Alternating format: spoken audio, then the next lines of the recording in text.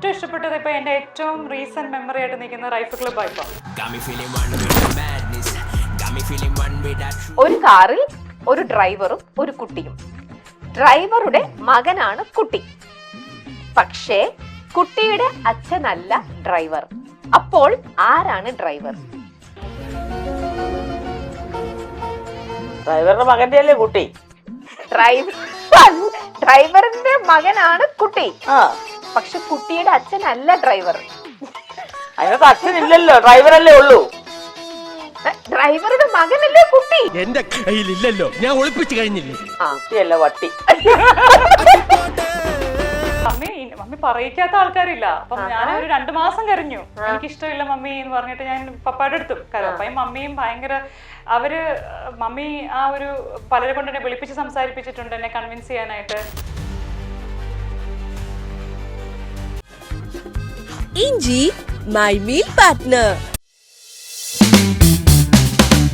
ഞങ്ങളുടെ mummy and me സെഗ്മെന്റില് നിങ്ങൾ ഇത്രത്തോളം നിങ്ങൾ തമ്മിലുള്ള ബന്ധത്തെ കുറിച്ചൊക്കെ പറഞ്ഞു. ഇനി കുറച്ച് ഞങ്ങൾ കുറുക്ക് ചോദ്യങ്ങളൊക്കെ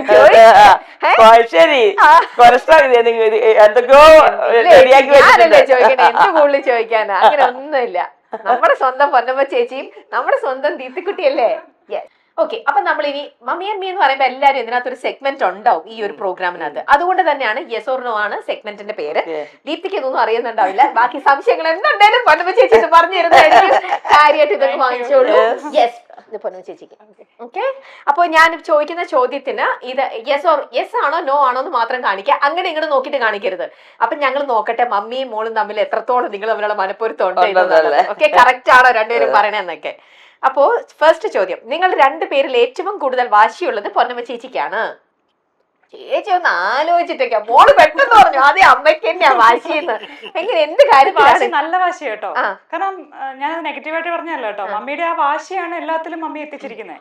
എല്ലാ ഡിസിഷൻസും മമ്മി എടുത്തു. പക്ഷേ മമ്മിയുടെ കാര്യത്തിൽ മമ്മി ഇതുപോലെ എന്തെങ്കിലുമൊക്കെ വാശി പറയുമ്പോൾ നിങ്ങൾക്ക് ഓരോ സ്റ്റേജിലും ചിലപ്പോൾ നമുക്ക് അത്രയും അറിവുണ്ടാവില്ല അല്ലെ?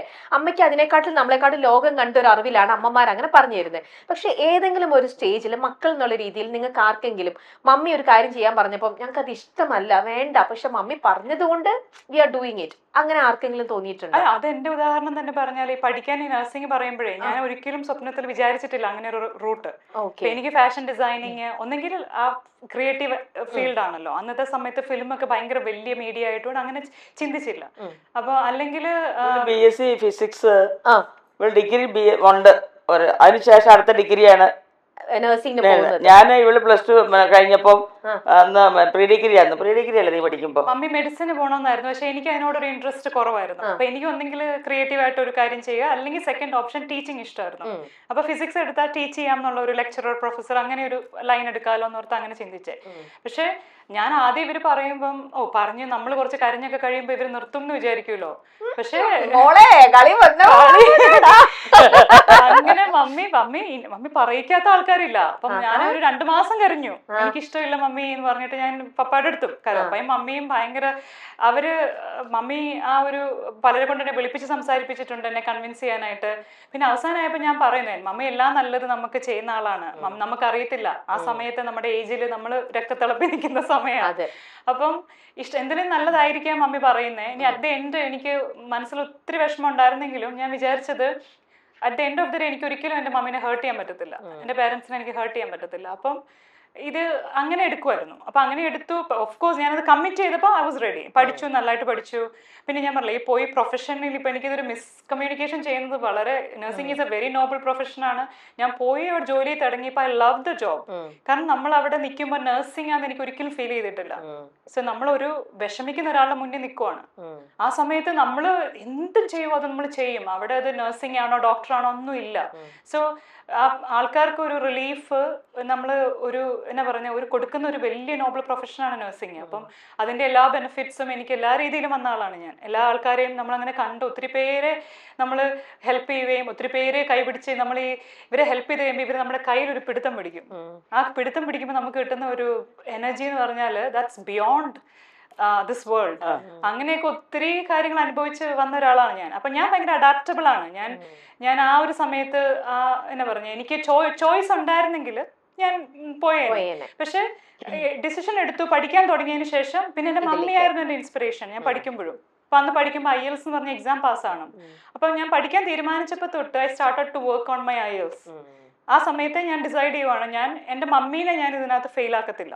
ഇഫ് മമ്മി ഇത് ചെയ്യും, അത്രയും മമ്മി സ്ട്രഗിൾ ചെയ്യുന്നുണ്ട്, പപ്പയും സപ്പോർട്ടുണ്ട്. അപ്പം എക്സാം എഴുതുവാണെങ്കിൽ മമ്മി ഇതിനകത്ത് പൈസ സ്പെൻഡ് ചെയ്യുന്നുണ്ടെങ്കിൽ ഫസ്റ്റ് ടൈം ഞാൻ എഴുതിയെടുത്തിരിക്കും. അപ്പൊ ഞാൻ പഠിച്ചതിന്റെ മെയിൻ കാരണം ഇതാണ്. കാരണം inspiration is coming, I am seeing Har.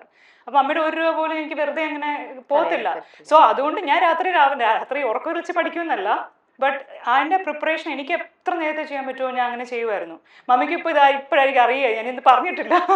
Mummy 4 വർഷവും ടോപ്പായിരുന്നു. IELTS 8.5 വാങ്ങിച്ചു. ഡ്രൈവ് വേണമല്ലോ ഒരാൾക്ക്. നമുക്ക് ആ ഡ്രൈവ്, എന്റെ ഡ്രൈവ് എന്റെ മമ്മിയായിരുന്നു.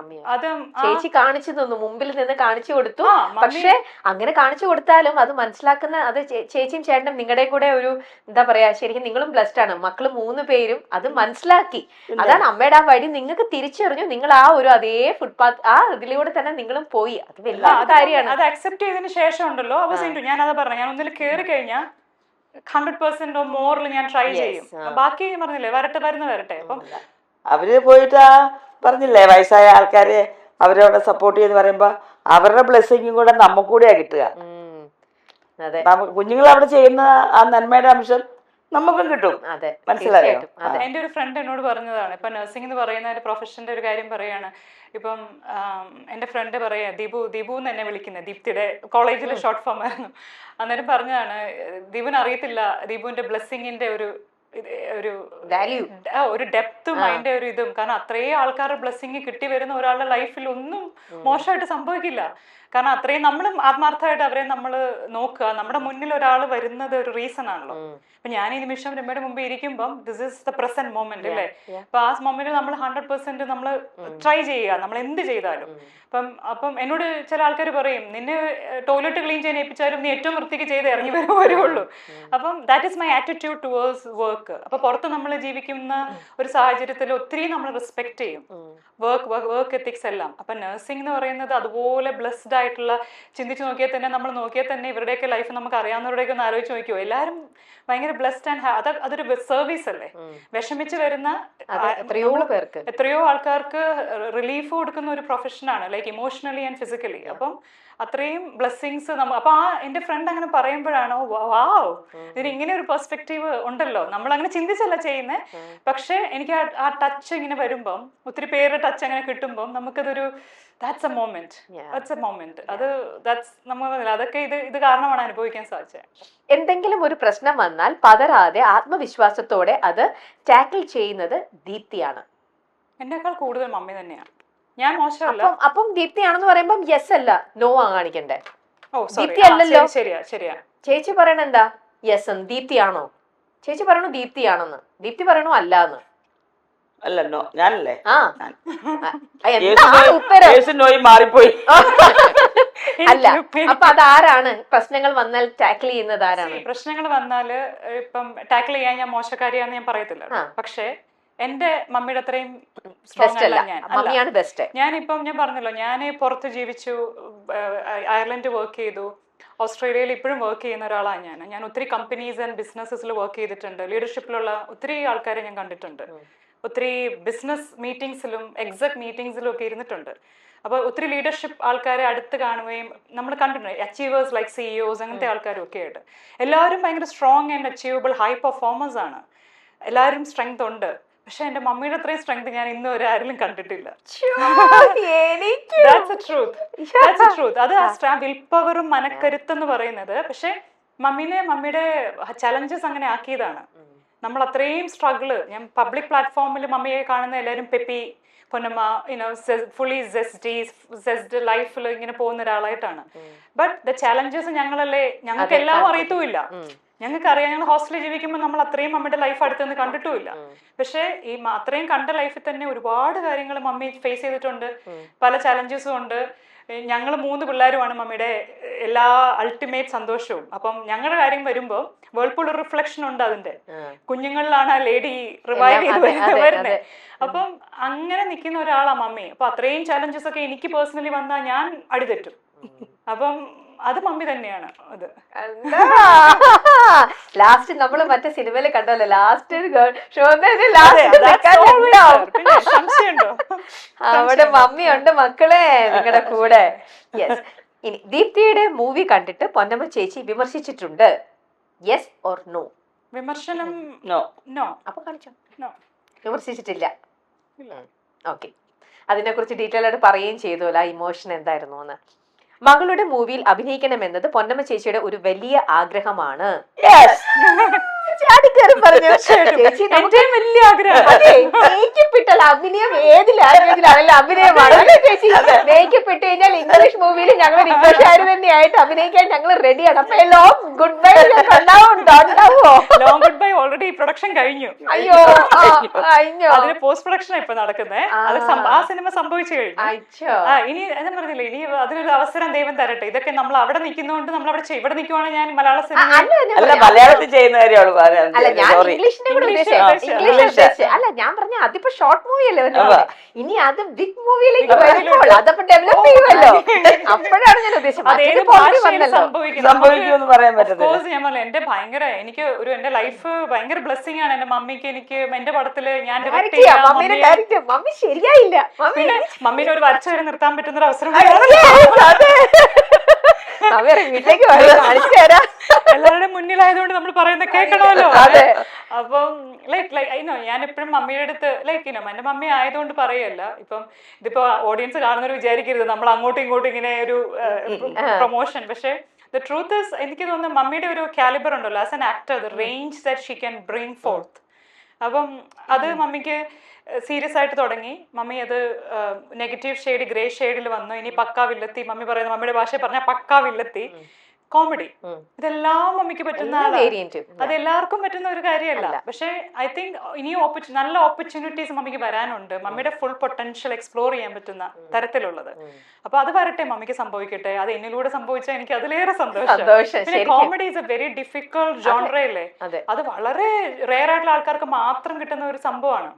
അപ്പൊ മമ്മിക്ക് അത് ഭയങ്കര ഇൻട്രസ്റ്റിംഗ് ആണ്. ഞങ്ങള് വീട്ടിൽ കാണുന്ന സീരിയസ് മമ്മി അല്ലല്ലോ സ്ക്രീനിൽ. ഇപ്പൊ മമ്മി ഭയങ്കര സോഫ്റ്റ് ആൻഡ് ഫണി ആട്ടോ.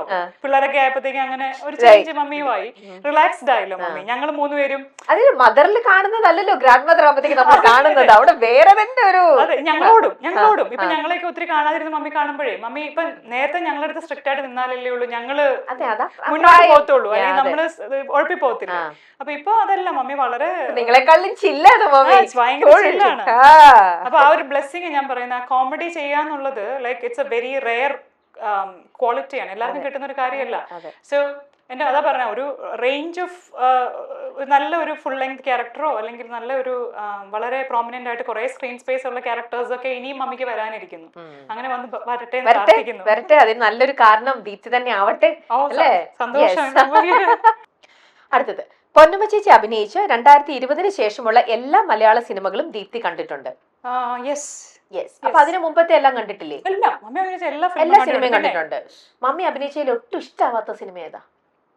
മമ്മി അഭിനയിച്ചതിൽ മമ്മി എന്തിനാ മമ്മി ആ ക്യാരക്ടർ ചെയ്തേ? അങ്ങനെ എന്തെങ്കിലും ആലോചിച്ച് നോക്കട്ടെ. അങ്ങനെ ചോദിച്ചിട്ടുണ്ടോ അമ്മയുടെ അടുത്ത്? ഇല്ല. എന്നാ ഉള്ളതിലെ തന്നെ കമ്പാരിറ്റീവ്ലി ഇല്ല. മമ്മി അഭിനയിച്ച എല്ലാം ഡിഫറെന്റ് അല്ലേ, ഒരു ടൈപ്പ് ആയിട്ട് പോകുന്ന ക്യാരക്ടേഴ്സ്. മമ്മി ഏറ്റവും ഇഷ്ടപ്പെട്ടതോ? ഏറ്റവും ഇഷ്ടപ്പെട്ടത് ഇപ്പൊ എന്റെ ഏറ്റവും റീസെന്റ് മെമ്മറി ആയിട്ട് നിൽക്കുന്ന റൈഫിൾ ക്ലബ് ആയിപ്പോ. ഒരുപാട് അങ്ങനെ ഇതെപ്പോഴും ഉണ്ടല്ലോ നമ്മളിങ്ങനെ ചോദിക്കും ഭയങ്കര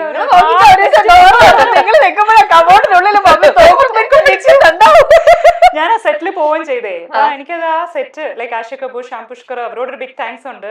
ഞാൻ ആ സെറ്റിൽ പോയ ഒരാളാണ്. They allowed me on the set and being around them. പക്ഷെ മമ്മിയെ ഞാൻ ലൈവായിട്ട് ഇതിപ്പോ മമ്മിക്ക് പോലും അറിയത്തില്ല, ഷോർട്ടിൽ ഞാൻ കാണുന്ന ഫസ്റ്റ് ടൈം എന്റെ ലൈഫില് റൈഫിൾ ക്ലബില്. ചന്ദമാമ ഞാൻ കണ്ടിട്ടില്ല, ഞാൻ പോയി ഞങ്ങൾ ഫോട്ടോസ് ഒക്കെ എടുത്ത് വന്നേ ഉള്ളൂ. മമ്മി അഭിനയിച്ച് ഞാൻ ഒരു സെറ്റില് ചേച്ചി സെറ്റിലേക്ക് കുട്ടികളെ കൊണ്ടുപോയിട്ടേ ഇല്ല, കണ്ടിട്ടില്ല. അപ്പൊ ഞാൻ ഇവിടെ വന്ന് കുറെ സെറ്റിൽ പോയിട്ടുണ്ട്. ഇപ്പം കാവ്യ ഫിലിംസിന് എൻ്റെ ഒരു ബിഗ് താങ്ക്സ് ഉണ്ട്. അവിടെ 2-3 സെറ്റിൽ ഞാൻ കഴിഞ്ഞ വട്ടം വന്നപ്പോഴത്തേക്കും I spend a lot of time. ഇപ്പം അഭിലാഷ് പിള്ള, വിഷ്ണു, വിനയ് ഇവരൊക്കെ ഒത്തിരി സപ്പോർട്ട് ചെയ്ത് ഞാൻ ജോഫിന്റെ ഞാൻ രേഖാചിത്രം പിന്നെ ഇങ്ങനെ ഒത്തിരി സെറ്റുകളിൽ ഇവിടെ വന്ന് നമ്മൾ ആ ഇൻഡസ്ട്രി മനസ്സിലാക്കാൻ വേണ്ടിയിട്ട് ഞാൻ പോകാറുണ്ടായിരുന്നു. പക്ഷെ എന്റെ മമ്മി അഭിനയിക്കുന്ന ഞാൻ ഫസ്റ്റ് ടൈം ആയിട്ടാണ് ആ സെറ്റിൽ കാണുന്നത്. സോ അതൊരു ഭയങ്കര ഒരു സന്തോഷം. ഞാൻ അതിന്റെ മുമ്പേ അങ്ങനെ കാണണമെന്ന്, ഷൂട്ടിംഗ് കാണണമെന്ന്, മമ്മി ചെയ്യണത് കാണണമെന്നൊന്നും നിങ്ങൾക്ക് അങ്ങനെയും ഒരു ആഗ്രഹം തോന്നിയിട്ടില്ലേ? അങ്ങനെയല്ല, അത് നമ്മൾ അങ്ങനെ ഒരു ആഗ്രഹം ഞങ്ങൾക്ക് വന്നിട്ടില്ല. കാരണം മമ്മി ഒരു തിയേറ്റർ ആക്ട്രസ് ആയിരുന്നല്ലോ. അപ്പൊ മമ്മി അഭിനയിച്ച് ഞങ്ങൾ കണ്ടിട്ടുണ്ട്. നാടകത്തിന്റെ റിഹേഴ്സൽസ് ഒക്കെ നമ്മൾ ഈ വീട്ടില് ഇതിന്റെ ബഹളങ്ങളും കാര്യങ്ങളും ഒക്കെയാണ്. മമ്മിയുടെ സ്റ്റേജ് പെർഫോമൻസസ് ഒത്തിരി കണ്ടിട്ടുണ്ട്. അന്ന് മമ്മി ഇതൊന്നുമല്ല, ഡാൻസ് ഒക്കെ ചെയ്ത full length characters, multiple dance sequence ഉള്ള 3 മണിക്കൂറിന്റെ നാടകം ഒക്കെ ഫുൾ ലെങ്ത് ക്യാരക്ടേഴ്സ് ചെയ്ത് മമ്മീനെ അങ്ങനെ കണ്ടിട്ടുണ്ട്. അപ്പൊ മമ്മിയുടെ ഇഞ്ചി മൈ മീൽ പാർട്ട്ണർ. ഞാൻ പറഞ്ഞില്ല, അതായത് ആക്ടിങ് പൊട്ടൻഷ്യൽ ഇനിയും എക്സ്പ്ലോർ ചെയ്യാൻ ഒത്തിരി കിടപ്പുണ്ട്. പക്ഷെ അങ്ങനെ കണ്ടിട്ടുള്ളത് കൊണ്ട് അങ്ങനെ ഒരു ക്യൂരിയോസിറ്റി തോന്നിയിട്ടില്ല. പിന്നെ ഞങ്ങൾ ആ പ്രായത്തിലൊന്നും ഞങ്ങൾ ആരും ഇങ്ങനെ ഭയങ്കരമായിട്ട് സെറ്റിൽ പോകണം, ഭയങ്കരമായിട്ട് ഇങ്ങനെ ക്രേസ്, അങ്ങനെ ഞങ്ങൾക്ക് തോന്നിയിട്ടില്ല. ചേച്ചിയും അങ്ങനെ ഒരിക്കൽ അത് എൻകറേജ് ചെയ്തിട്ടുണ്ടാവില്ല അല്ലേ? കുട്ടികളെ എപ്പോഴും ഇപ്പൊ വിശേഷങ്ങളൊക്കെ ആണെങ്കിലും വീട്ടിൽ വന്ന് എല്ലാ സിനിമാ വിശേഷങ്ങളും പറയാറില്ല. പറയേണ്ടത് മാത്രം ജസ്റ്റ് ഒന്ന് പറഞ്ഞു പോയി എന്നല്ലാണ്ട് ഒരു കാര്യം പറയാറില്ല. ഒരുപാട് കാര്യങ്ങളുണ്ടാവില്ല, പുറത്തുനിന്നുള്ള സംസാരം, ഗോസിപ്പ്, അത് ഇതൊക്കെ ഉണ്ടാവില്ല. ഒരു കാര്യം ആ വീടുമായിട്ട് ഞാനത് അടുപ്പിച്ചിട്ടുണ്ടായില്ല. ആ പ്രൊഫഷൻ വേറെ, ചേച്ചിയുടെ പേഴ്സണൽ ലൈഫായിട്ട് മിക്സ് ചെയ്തിട്ടില്ല. കാരണം ഉള്ള ടൈം ഞങ്ങളുടെ കാര്യങ്ങളും പിന്നെ ഞങ്ങൾ അവിടെ നിന്ന് വിളിക്കുവാണെങ്കിലും വർക്കിനെ കുറിച്ച് അങ്ങനെ ഡിസ്കഷനേ ഇല്ല. മമ്മി പറയും ഈ സെറ്റിലാണ് ഇന്ന ആളാണ് മമ്മി, ഞങ്ങൾ റോൾ എന്താ മമ്മി, കോസ്റ്റ്യൂം എന്താ മമ്മി, കാണിക്കും മമ്മി, അങ്ങനെയൊക്കെ ചോദിക്കും. അത്രേ ഉള്ളൂ. ബാക്കിയെല്ലാം നമ്മുടെ വിശേഷങ്ങൾ, കുട്ടികളുടെ കാര്യങ്ങള്, അങ്ങനത്തെ കാര്യങ്ങളാണ് കൂടുതൽ. Okay, next one. നിങ്ങൾ തമ്മിൽ ഇടയ്ക്ക് വഴക്ക് കൂടുന്നത് ദീപ്തി നാട്ടിൽ വരാത്തതിന്റെ പരാതി പറഞ്ഞുകൊണ്ടാണ് ആണോ? നോ, അങ്ങനെ പരാതി വരാറില്ല. ഇല്ല, എല്ലാ വർഷവും തന്നെ വരാറുണ്ടോ? വരാറുണ്ട്. പിന്നെ മമ്മി അങ്ങോട്ടും വരും. ഞങ്ങൾ അങ്ങോട്ട് വിളിച്ചിട്ട് മമ്മി വരാതിരിക്കുവാ. എനിക്ക് സിനിമയാണ് ജീവിതം, ഞാൻ ഇവിടെ തന്നെ, ഞാൻ സെറ്റിലാന്നൊക്കെ പറയുമ്പോ പറയും, അല്ല എനിക്ക് സിനിമ വിട്ടൊരു ജീവിതം ഇല്ല. അങ്ങനത്തെ സിനിമയ്ക്ക് എന്നെ വേണ്ടെങ്കിലും എനിക്ക് സിനിമ വേണം. ഇനി ഞങ്ങള് ഇന്റർനാഷണൽ മൂവിയിൽ അഭിനയിക്കാനായിട്ടൊക്കെ വിളിക്കാം. മദാമയായിട്ടൊക്കെ അവിടെ വരും. ഓക്കെ, സാധാരണ ദിവസങ്ങളിൽ ദിവസവും ഒരു തവണ വീതം നിങ്ങൾ സംസാരിക്കാറുണ്ട് ആണോ? ഡെയിലി വിളിക്കാറുണ്ട്? ഡെയിലി ഇല്ല. നോ, ഇല്ല. എത്ര ഫ്രീക്വൻസിയിലാണ് നിങ്ങൾ വിളിക്കാറപ്പോ? റെഗുലർലി. ഇപ്പൊ ഒരു കാര്യങ്ങൾ ഉണ്ടാകുന്നുണ്ടെങ്കിൽ ചിലപ്പം ഒരു ദിവസം 10 വട്ടം വിളിക്കും. അല്ലെങ്കിൽ ഞങ്ങൾ at least minimum once a week or more വിളിക്കാറുണ്ട്. ഡെയിലി ഇല്ല. എന്നെ എന്നും വിളിക്കുന്ന ഒരാളുണ്ട് എനിക്ക്. ആരാത്? എന്റെ മരുമകൻ ജെയിംസ്. ആണോ? എന്റെ ഹസ്ബൻഡ് എന്നും വിളിക്കും, മമ്മി എന്നാണ്ട് സുഖമാണോ, ആരോഗ്യമൊക്കെ എങ്ങനെയുണ്ട്, കുഴപ്പമൊന്നുമില്ലല്ലോ, വേറെ വിശേഷമൊന്നും ഇല്ലല്ലോ. ഇല്ല മനസ്സുഖമായിട്ടിരിക്കുന്നു. എന്നാ ശരി കേട്ടോ. ഇത് എന്ന് കല്യാണം കഴിഞ്ഞ് വന്ന ആ നാള് മുതല് ഇന്നിപ്പോ ഇന്ത്യ വന്നപ്പോ ഇല്ല, അതിന് വരെ എന്നെ വിളിച്ചോണ്ട് ഇന്ത്യയിൽ കൂടെ ഉള്ളപ്പോ കൂടെ ഉണ്ടല്ലോ, ദീപ്തിയെ മറ്റാരേക്കാളും നന്നായി വഴക്കിടുന്നത് ദീപ്തി മറ്റാരേക്കാളും കൂടുതൽ നന്നായി വഴക്കിടുന്നത് അമ്മയുടെ കൂടെയാണ്. അല്ല, ഇല്ല. ആ ഓണർ എന്റെ ഹസ്ബൻഡ്.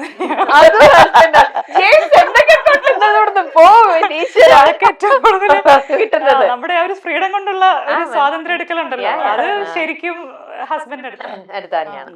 ഇതെല്ലാം കഴിഞ്ഞ് വേൾപൂളിൽ ഇത്ര അപ്രീസിയേഷൻ കിട്ടുമ്പോ ജെയിംസ് എന്ത് പറഞ്ഞു? അയ്യോ, ഭയങ്കര സന്തോഷല്ലേ. അതുകൊണ്ടാണ് ഇപ്പൊ ഞാനിപ്പം കുറച്ച് 2 മാസം കഴിഞ്ഞിട്ട് ഇങ്ങനെ നോക്കാന്നൊക്കെ പറയുമ്പം ഇല്ലില്ല, ലൈക്ക് അതിപ്പോ ചെയ്യണം. ഞാൻ പറഞ്ഞു, എൻകറേജ്മെന്റ് കൂടുക നമ്മളെ ശ്വാസം മുട്ടിക്കാന്ന് പറയുന്ന ഒരു അവസ്ഥയാണല്ലോ.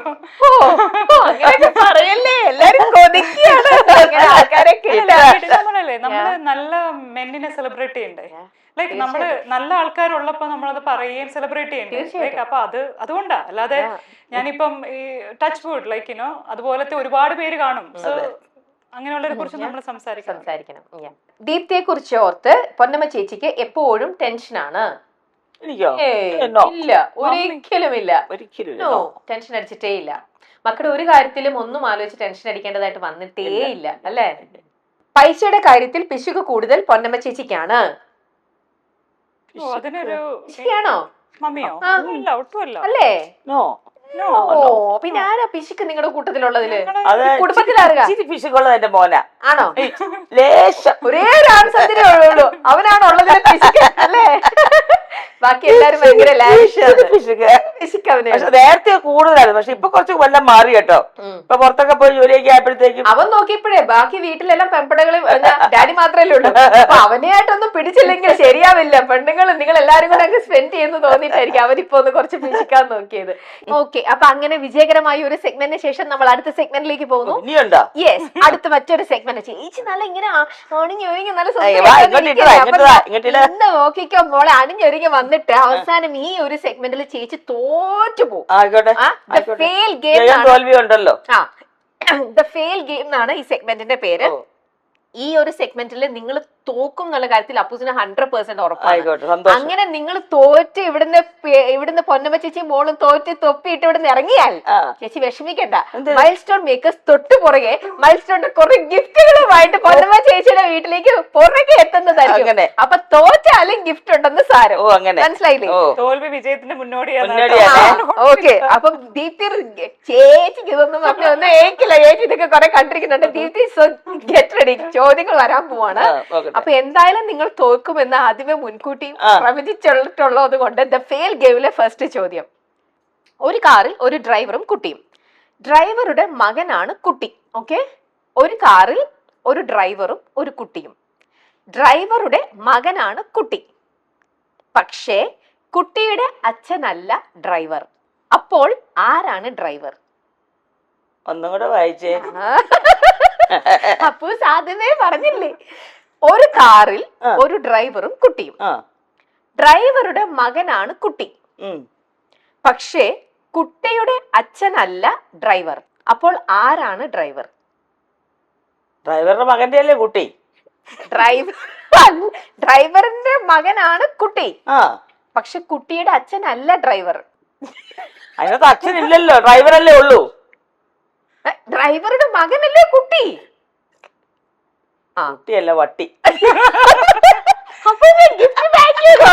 കൊണ്ടുപോവാ വീട്ടിലേക്ക്. ദീപ്തിക്ക് എന്തെങ്കിലും ഒരു ഐഡിയ കിട്ടിയോ? അറിയില്ല, ഇനി ഇവിടെ കൃഷ്ണൻകുട്ടി നല്ല പേര് വല്ലോ നിങ്ങൾ ഇങ്ങനെ ഉദ്ദേശിക്കുന്നതാണോ? കുട്ടി എന്നുള്ള പേരിലെങ്ങാനും ആണ് അല്ലേ? ഇതിന്റെ ഉത്തരവൊന്നും ഇവിടെ എഴുതിയിട്ടില്ല. അമ്മയാണ് ഡ്രൈവർ. ശരി. അപ്പൊ മനസ്സിലായോ? ഡ്രൈവറുടെ മകനാണ് കുട്ടി. നമ്മളെപ്പോഴും ഡ്രൈവർ എന്ന് പറഞ്ഞപ്പോ അച്ഛനാണ് വിചാരിച്ചത്, മനസ്സിലായോ? പക്ഷെ കുട്ടിയുടെ അച്ഛനല്ല ഡ്രൈവർ, കുട്ടിയുടെ അമ്മയായിരുന്നു ഡ്രൈവർ. മനസ്സിലായോ?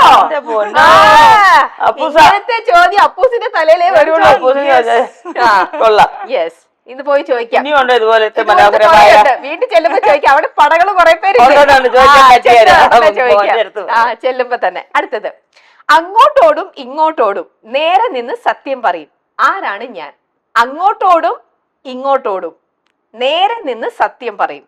ആരാണ് ഞാൻ? സമയത്തിന്റെ പെൻഡുലാണോ? അത് നേരെ നിൽക്കുമ്പോ മാത്രമാണോ സത്യം പറയുന്നത്? അല്ല, പെൻഡുലം മൂവ് ചെയ്യുമ്പോഴും സത്യം പറയും. അങ്ങോട്ടോടും ഇങ്ങോട്ടോടും നേരെ നിന്ന് സത്യം പറയും. ആരാണ് ഞാൻ? ആലോചിച്ച് നോക്കിയാൽ ചിലപ്പോ അത് കിട്ടാം.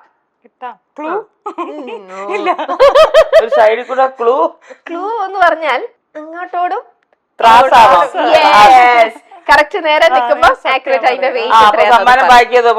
ഇല്ല മോളെ, ഞാൻ ഇവിടുന്ന് ആക്ട് ചെയ്ത് കാണിച്ചിട്ടാ ഞാൻ കൊണ്ടുപോവാ സമ്മാനം. അടുത്തത്, 1000 പോലീസുകാർക്ക് ഒരൊറ്റ ബെൽറ്റ്. ചേച്ചി സെറ്റിലിരുന്ന് ഇതുപോലത്തെ ഒന്നും കേട്ടിട്ട് നിങ്ങളൊന്നും പറഞ്ഞിട്ടില്ലേ ഇത്തരത്തിലുള്ളതൊന്നും? 1000 പോലീസുകാർക്ക് ഒരു ബെൽറ്റ്. ഇത് കുസൃതി ചോദ്യമല്ലേ? അല്ല, ഇത് കറക്റ്റ് ആയിട്ട് തന്നെ ഉള്ളതാ. 1000 പോലീസുകാർക്ക് ഒരു ബെൽറ്റാ. കുസൃതി ചോദ്യമായിട്ട് തന്നെ വരുന്ന, പക്ഷെ സെൻസിബിൾ ആയിട്ടുള്ള. ചേച്ചി നമുക്ക് ഈ കോണിസ്റ്റ് വലിയ വശമില്ല, എല്ലാം നേരെ പോ. ഈ നേരേവാ ഉള്ള ക്വസ്റ്റ്യൻ കൊണ്ടുവരാൻ പറ.